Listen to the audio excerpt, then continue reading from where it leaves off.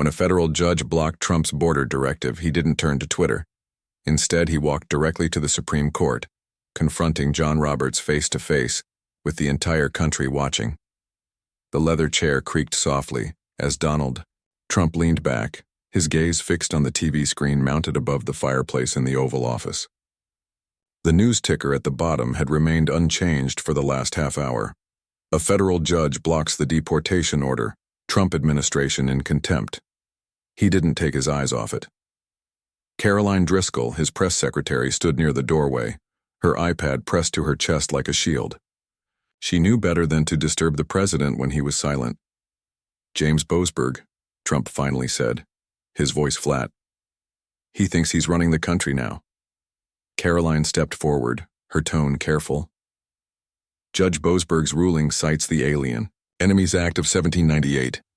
I know what it cites, Trump snapped, his voice sharp and cutting through the air. He dug up the oldest, most irrelevant statute he could find, wrapped it in modern outrage and called it justice.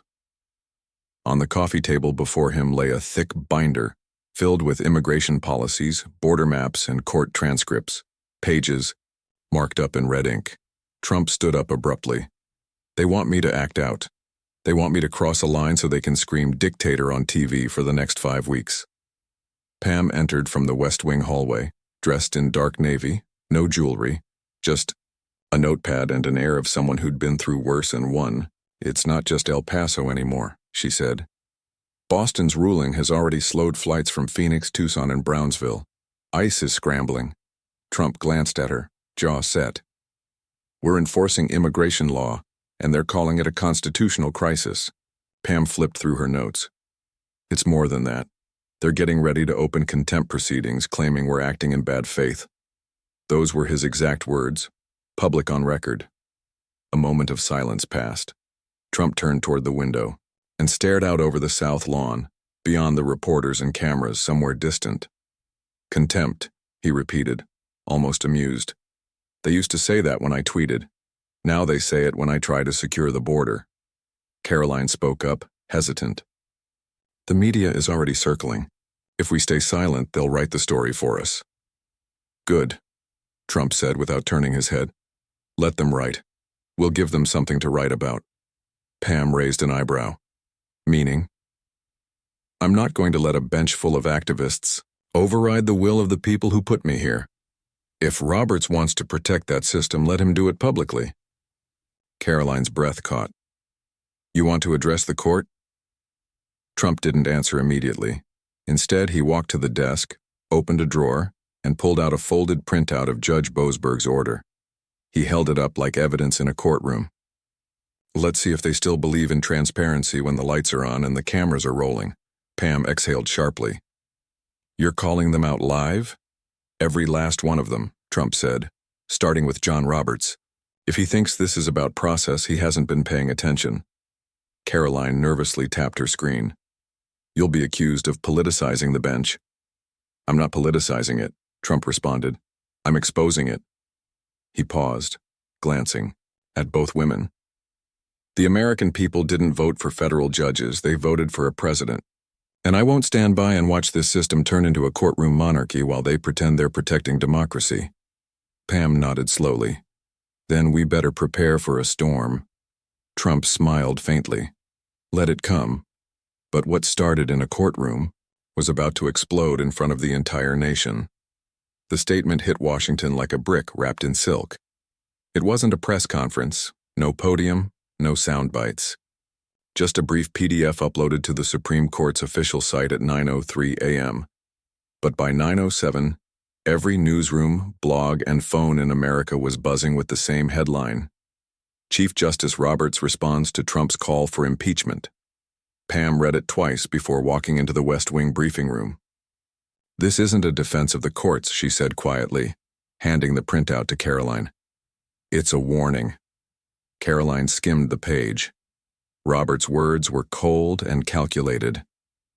Impeachment is not an appropriate response to a legal disagreement with a judge. The judiciary must remain independent even when it issues rulings that are unpopular or inconvenient. Trump wasn't in the Oval. He was downstairs in the Roosevelt Room with Senator Felix Morton from Florida, and DHS Deputy Director, Carl Higdon. Both men had cleared their schedules the moment Roberts spoke. They knew Trump wouldn't sit idle. "He's posturing," Morton said, flipping a pen in his hand. "Trying to remind America that the courts are sacred ground." Trump set down his coffee. "Sacred ground? They've turned it into a battlefield." Carl leaned in. "The order from Boasberg, that wasn't review. That was sabotage. They're blocking policy before it even lands." Trump nodded. "And now Roberts wants to hide behind tradition, like the robes make them untouchable." He stood, his movement commanding attention. "This is no longer about policy. It's about control." Pam entered quietly, placing the statement in front of him. Trump didn't need to read it. He already knew the tone. Roberts never shouted. "He buried you with words designed to sound eternal." "What's the angle?" Morton asked. Carolyn had already joined them. "The media will paint it as a call for unity, measured leadership in chaotic times. But the base sees it for what it is, deflection." "They want to give judges permanent veto power," Trump said. "They don't want to win elections, they want to block anyone who does." He walked slowly to the fireplace, the same one presidents have stared into since Roosevelt. "We gave them years to fix this. What did they do? They held panels, gave speeches, and now, when I act, they scream tyranny." Pam crossed her arms. "What's your play, Mr. President?" Trump didn't answer immediately. Instead, he turned to look at them, not as colleagues, but like soldiers about to hear a mission plan. "They want courtroom rulings," he said. "We'll give them courtroom cameras." Felix Morton raised an eyebrow. "You're serious?" "I want a live session," Trump said. "I want Roberts across from me, and I want the American people watching. No statements, no redacted footnotes. I want faces, I want accountability." Carl Higdon looked uncertain. "You think they'll agree?" "They won't have a choice," Trump replied. "I'll frame it as a legal forum, a national summit on judicial restraint. They say they want transparency. Let's test that theory." Carolyn was already typing on her iPad. "The media will flood it. Roberts will look like he's dodging if he refuses." Felix chuckled, half in disbelief. "This is going to break every precedent we've ever seen." Trump picked up the Boasberg order again and stared at it. "So did that judge when he overruled?" "The entire Department of Homeland Security with one signature." Pam exhaled through her nose. "Then we need a name, something that hits." Trump thought for a moment. "Call it the National Judicial Reform Summit." Caroline looked up. "You want it?" "Inside the Supreme Court," Trump said. "No, I want it inside the Supreme Court." The room fell silent. The implications were clear. This wasn't about a speech or a statement. It was a call to confrontation, one branch against another with no curtains left to hide behind. Felix glanced over at Pam. "He's serious." Trump nodded once. "They wanted a fight they could win in silence. I'm dragging it into the light." But Trump wasn't going to respond with a tweet. This time he wanted a microphone and a stage. The official invitation hit inboxes just after midnight. No leaks, no press hints, no anonymous aides whispering behind heavy doors. Just a formal email sent from the office of the president, stamped with the seal, and addressed to the Supreme Court. "You are formally invited to participate in the National Judicial Reform Summit, to be held live and on record within the Supreme Court chamber. The purpose is public discourse on judicial authority, nationwide injunctions, and the constitutional balance of power." By 8 a.m., the news had exploded. CNN was calling it an audacious move. Fox ran with, "Trump demands accountability from Newer, the bench." MSNBC called it a stunt, but nobody could ignore it. Chief Justice John Roberts read the invitation in silence. He didn't call a press conference. He didn't issue a statement. Instead, he gathered with three of his colleagues, Justices Linda Yang, Edward Salazar, and Ketanji Brown Jackson, in a private room off the East Hallway. Roberts placed the letter flat on the polished table. "He wants to turn this into a televised confrontation," Yang said, frowning. "This has never been done," Salazar muttered. "He's daring us to say no." Jackson leaned forward. Do we ignore it, dismiss it, meet privately? Roberts looked down at the paper, his face unreadable. We attend. If we refuse, we hand him the narrative that we're hiding, that we're afraid. Yang shook her head. This isn't a forum. This is a trap. Roberts finally looked up. Then we'll go in clear-eyed and controlled. He's coming for spectacle. We'll respond with civility. That's the line we draw. But across town, in a room lined with flags and framed maps, Trump was outlining something very different. We're not just showing up, he told his team. We're staging a reckoning. The summit would be historic. Cameras would be allowed. Every word recorded. 2 lecterns, one under the seal of the Supreme Court, the other beneath the eagle crest of the presidency. Carolyn was on her 3rd cup of coffee, typing up press credentials. We've had over 200 media requests in 3 hours. International outlets are begging for floor access. Pam Bondi reviewed security protocols. We'll need federal marshals, Capitol Police, Secret Service, the whole net. This isn't just politics, it's national spectacle. Felix Morton walked in holding a folded copy of Roberts' statement. He's agreed to attend. He's bringing 3 justices with him, said he won't prepare remarks, wants to speak off script. Trump smiled, but it wasn't amusement, it was purpose. Perfect. The more unfiltered, the better. Caroline looked up. What's the goal? Trump leaned on the edge of the table. To break the illusion. They've wrapped themselves in formality so long they think it makes them untouchable. The people need to see them not as symbols but as men and women who can be wrong. Pam hesitated. And if they try to flip it back on you, paint you as the tyrant? He didn't miss a beat. Let them. The difference is I answer to the voters. They answer to no one. Preparations moved fast. By the end of the day, a team from the architect of the Capitol had installed lighting inside the chamber. The lecterns were set, sound checks tested, and Secret Service swept the perimeter. Outside, reporters staked out sidewalk spots with folding chairs and thermoses. Protesters gathered on both sides of the building, signs raised. One group chanted for judicial independence. The other held banners that read, "Let the people govern." Trump stood alone in the empty East Room of the White House, looking at the freshly printed notes in his folder. No speechwriter had touched them.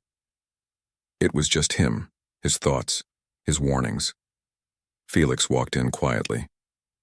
We good for tomorrow? Trump didn't look away from the paper. We're better than good. He closed the folder slowly. Tomorrow America hears what they weren't supposed to hear. But no one expected what Trump was about to say in front of the camera. The Supreme Court chamber had never seen anything like it. Not once in its long-shadowed history had a sitting president stood eye to eye with the Chief Justice of the United States, not through lawyers or court briefs, but in the very house of American law. With cameras rolling and the entire country watching, Donald Trump entered from the East Corridor. No teleprompter, no polished notes, just a slim leather folder under one arm and a stare that didn't shift. He didn't wave. He didn't smile. He walked to his podium like he had walked into 100 rooms before, alone, unshaken, and with something to say. Across from him, Chief Justice John Roberts sat at the head of his bench, flanked by justices, Yang, Salazar, and Jackson. His hands were clasped in front of him, posture straight, calm, reserved, measured like always. The buzz of press cameras clicking filled the edges of the room. Live feeds had already gone active. Fox, CNN, MSNBC, and small wall networks all ran the same banner. The Judicial Summit, live from the Supreme Court. Trump scanned the room once, then began. When I swore to defend this country, he said, I didn't expect to be in a room like this, speaking not to enemies overseas but to silence, robed in formalities. But here we are. He paused. A federal judge recently blocked my administration from deporting individuals we've deemed a threat, under laws that predate most people in this chamber. And when we enforced the law anyway because law should matter more than interpretation, we were accused of bad faith. He held up the folded order from Judge Boasberg. This isn't law. This is leverage. Roberts remained motionless. The Cameras cut briefly to his face, still unreadable. Trump continued. Now we're being told impeachment isn't appropriate, that we should wait, appeal, follow process. But how long do you wait when judges erase policies before they're even implemented? How many injunctions until the people who voted for change get none of it? His tone was steady, not shouting, but charged. This country wasn't built so 700 unelected lawyers could rule it from behind closed doors. He turned slightly toward Roberts. Chief Justice, I say this with respect for your position, but not for your doctrine. When the people cry out for action and the courts answer with silence, that's not neutrality. That's surrender. Roberts sat forward, gently adjusting his glasses. Then in a calm, crisp voice, he responded, Mr. President, with respect, this institution exists, not to reflect public passion, but to temper it. Courts are not rescue vehicles for stalled policies. They are not weapons of political urgency.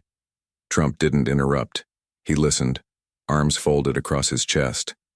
Roberts continued, You speak of overreach, but this court has reviewed executive action as far back as Marbury vs. Madison. That's not rebellion, that's responsibility. The judiciary is not the threat to the Constitution, Mr. President. It is the safeguard. Trump took a step forward. Then why does it feel like it only safeguards one side? The room didn't move. No gasps, no applause. Just the kind of silence that comes when words land hard and nobody knows what to do with them. Trump opened his folder and pulled out a copy of the Declaration of Independence. The camera zoomed, and every news network adjusted focus. This document didn't create kings, it dismantled them. He looked down, then back up. And if we allow the judiciary to make national decisions in isolation without consequence or election, we've, not just lost balance, we've lost the republic. He dropped Judge Boasberg's injunction onto the floor. Let it fall. Let the moment breathe. They call it judicial review, he said. I call it judicial rule. Roberts flinched, barely, but enough for anyone watching to see. Trump looked directly into the camera. Not the bench, not the justice, but the people. You were told courts protect you, but when a single judge can cancel your vote with a stamp, that isn't protection, that's power theft. He paused. And today, in this chamber, we're giving that power back. But the silence that followed wasn't respect. It was the realization that the room no longer belonged to the robes. Elon Musk didn't sit during the summit. He stood in the back corner of the Supreme Court chamber, leaning against the wall like someone who'd already seen where this road was headed. Phone in hand, he typed a single sentence into X. A courtroom just became a battlefield. By the time Trump reached for the Declaration of Independence again, that post had already crossed 2 million views. But Trump wasn't chasing views. He wasn't even chasing applause. What he wanted, what he'd always wanted, was clarity. And now he had it. He turned the parchment slowly in his hands and said, not to the court, but to the nation. Thomas Jefferson warned us about men in power who wear the appearance of virtue while quietly stealing the people's voice. He paused, then read a line clear and slow. An oligarchy in robes is still an oligarchy. The weight of those words hit like a stone in the room. It was as if they sliced through centuries of legal tradition with the precision of a sharp blade. It didn't matter that Jefferson hadn't specifically written those words. It felt as though he had.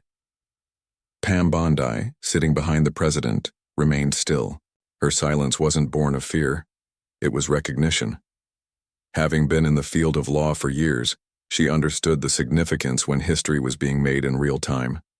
Robert sat, as immovable as stone, hands folded, but the tension in his jaw betrayed his composure. Trump stepped back from the document, glancing once more at the crowd of reporters, aides, and citizens packed into the chamber with high walls. When a single judge, appointed for life, can block a president from securing the border, what we have isn't balance. It's tyranny dressed in a more appealing font, Trump said. He bent down, picked up the injunction order that had fallen to the floor, and held it up. This is a document signed by a man who has never been elected, never faced voters, and never been held accountable for the havoc it caused. He turned toward the bench. We had agents stationed at the southern border in McAllen, prepared, to intercept cartel smugglers within hours of this order. They were told to stand down, not because the law changed, but because one man typed a sentence in a PDF and hit send. Then he turned back to face the camera. They don't want a bench. They want a throne. And I'll tell you this now. This nation will not stand for judges in robes pretending neutrality while blocking every act of our elected officials that they disagree with. Elon Musk glanced at his screen. The post was now trending worldwide with the hashtags "Your bench via Spallet" and a court takeover. Thousands of Americans, not just Trump supporters but independents and even some Democrats, were commenting. It was no longer about party. It was about control. Justice Yang leaned in, whispering something only Roberts could hear. But Roberts remained motionless, waiting. Trump's voice dropped, not from exhaustion but from intense focus. I was elected to do a job. You might not like how I do it. That's fair. That's democracy. But if unelected judges can wipe out policies without debate or a vote, then this republic no longer belongs to the people. He turned to the justices. It belongs to the people in this room. And slowly, he pulled out a second sheet of paper. This one was blank on one side but had a handwritten quote in bold ink, underlined twice. He read aloud, "Power without accountability is not justice. It's theft." Holding it high for everyone to see, he continued, "And that's exactly what this has become. A quiet, calculated theft of the people's voice." He dropped the paper without a sound. No cough, no shuffle, just a heavy, perfect silence that filled the room. Outside, protesters were chanting, police barriers were straining, and reporters gripped their phones in disbelief. It was unclear whether they were covering a government event or a revolution unfolding in real time. Trump spoke the last words with the same cold intensity he'd carried since entering the room. "If Roberts won't fix it, then we will, and we'll do it legally, constitutionally, but thoroughly." But the final blow didn't come from the podium. It came from the people watching at home. The next morning, America didn't wake up confused. It woke up resolute. Every major network replayed the confrontation on loop. Clips flooded social media, some just seconds long. Trump holding the declaration, Roberts frozen mid-reaction, the paper falling to the floor. But they carried the weight of an entire era. In local radio stations across the country, in places like Bakersfield, Fresno, Mobile, and Amarillo, callers weren't debating party lines. They were discussing power, the silence in a system they had observed for years, now questioned by someone unafraid to speak truths that most avoided.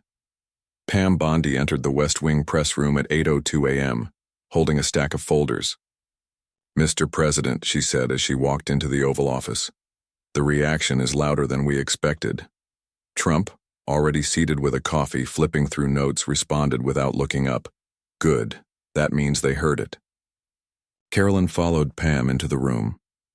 "We've had nearly 20 members of Congress reach out, including senators. Several want to co-sponsor immediate legislation targeting injunction reform." "Give it a name," Trump said. "People don't rally around complexity." Pam opened her folder. "We're drafting the Judicial Accountability Act." "Perfect," Trump replied. "Let the courts answer to someone other than themselves." At noon, Senator Felix Martin stood on the steps of the Capitol and introduced the bill. It proposed stricter guidelines on nationwide injunctions, mandatory review timelines, and public records for all emergency rulings that blocked executive orders.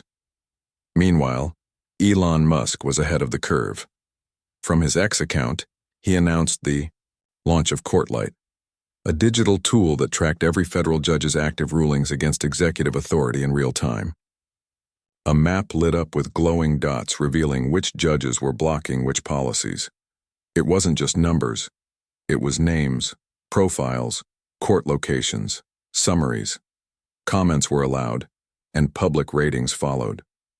It was legal accountability, in an era where courts had been considered untouchable.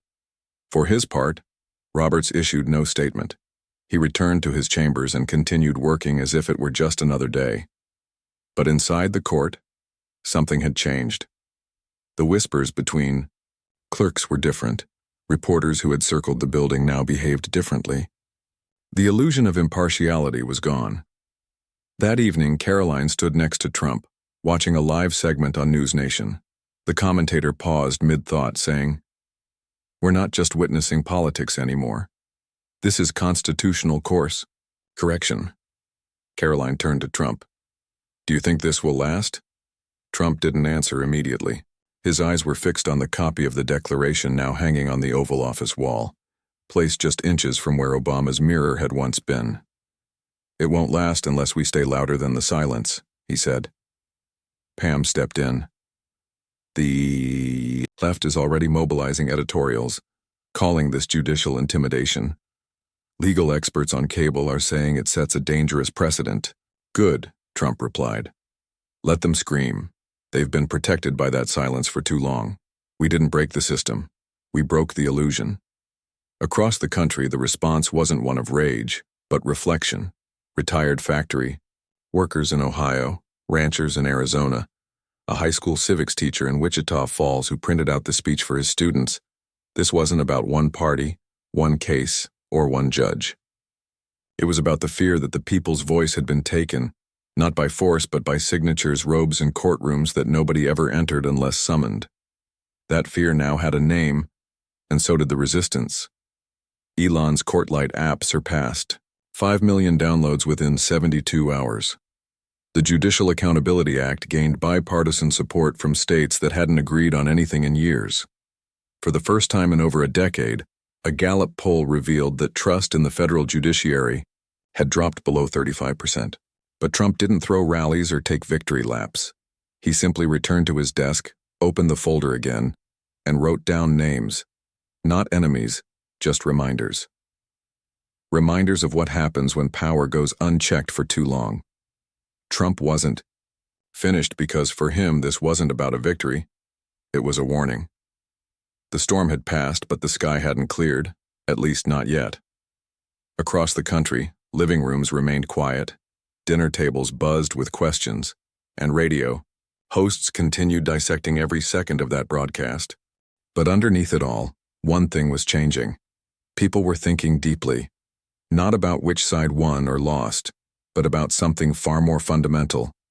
Who's really in charge? In a small apartment outside Flagstaff, Arizona, 62-year-old Marlene Cross sat on her couch, laptop open, focused. She hadn't voted in 2 elections, not because she didn't care, but because she didn't believe it mattered anymore. But that night, something changed. When she saw a sitting president challenge the highest court in the land, telling them their silence had turned into power, something stirred inside her. For the first time in years, she didn't feel ignored. She felt seen. In Jackson, Mississippi, former Marine Corey Bell watched from a barbershop. He didn't speak a word during the clip, but when it ended, he turned to the others and said, "That's what I've been trying to explain for years. That right there." The Supreme Court had been the last institution people still believed wasn't political. But now people were asking, if judges can block a president from doing his job and they don't have to answer to voters, is that still democracy? At a charter school in Yuma, a history teacher stood before her class, holding up a printout of Trump's closing words. She read slowly, "We're going to dismantle it legally, constitutionally, but completely." She then looked at her students. "What does that mean to you?" A student raised his hand. "That the rules can't protect you if they're only protecting themselves." There it was, the lesson. This entire confrontation hadn't been about one executive order or even one judge. It was about a government that had quietly started to answer only to itself, rather than the people it claimed to serve. For years, citizens were told that courts were neutral, that justices were wise, that black robes symbolized balance. But what happens when those robes turn into shields? When neutrality becomes an excuse for inaction? Trump didn't shout, curse, or point fingers. He held up the country's founding document and asked the one question that too many were afraid to ask aloud. Who really runs this country? The answer wasn't clear, and that's what was unsettling. It wasn't Congress, it wasn't the president, and it certainly wasn't the voters. It was a system that had grown too comfortable in its silence and was now resistant to being questioned. But it wasn't an attack. It was a reminder that power belongs to the people, that checks and balances are not just formalities, they are real. And if one branch becomes too insulated, too immune from accountability, it no longer functions as a republic. It becomes a throne, surrounded by guards pretending to be a bench. Weeks later, outside the Supreme Court, someone taped a handwritten sign to the marble wall. It didn't say Trump 2024. It didn't say vote red. It said, "We gave you trust, not immunity." That message wasn't just for Roberts. It wasn't even just for the judges. It was for every elected leader, every appointed official, every figure in a suit who forgot that America is powered by people, not process. The summit may have ended, but the shift had only just begun. And it carried with it one simple truth. If democracy is real, it isn't found in robes or rulings. It lives in voices, loud, imperfect, and free. If you believe this country belongs to the people, speak louder than the silence.